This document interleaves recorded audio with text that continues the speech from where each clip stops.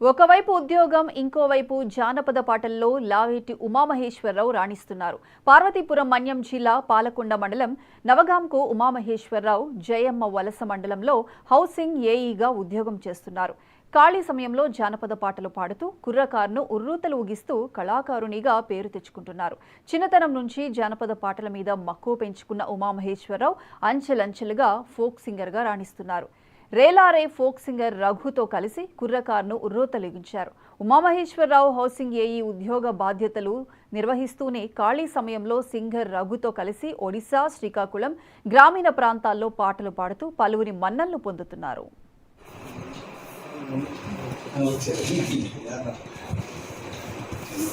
నాయుడు కాదు నాయుడేడమ్మా, నాయుడేడమ్మా, నాయుడంటే నాయుడు కాదు నాయుడేడమ్మా, నాదుడేడమ్మా, వాడనక బండి మీద వస్తున్నాడు యాడక బుల్లమ్మో నీకు పర్వాలేదమ్మా. నాయుడంటే నాయుడు కాదు నాయుడేడమ్మా, నాయుడేడమ్మా, వాడనక బండి మీద వస్తున్నాడు యాడక బుల్లమ్మో నీకు పర్వాలేదమ్మా, నీకు పర్వాలేదమ్మా, వాడొచ్చేస్తాడమ్మా మొదలెట్టేస్తాడమ్మా. నాయుడంటే నాయుడు రఘు రేలారే రఘు గారు మా అబ్బాయిని ఎంతో ప్రోత్సహించి ముందుకు నడిపించారు.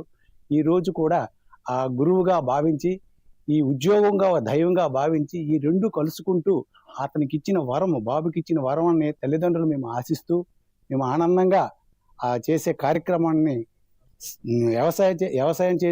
వ్యవసాయం చేసుకునే ఒక రైతు కుటుంబం. ఆ రైతు కుటుంబంలో ఇంతవాడు ప్రయోజకుడు అవుతాడని మా ఆశీస్సులతో మేము చూస్తున్నాము.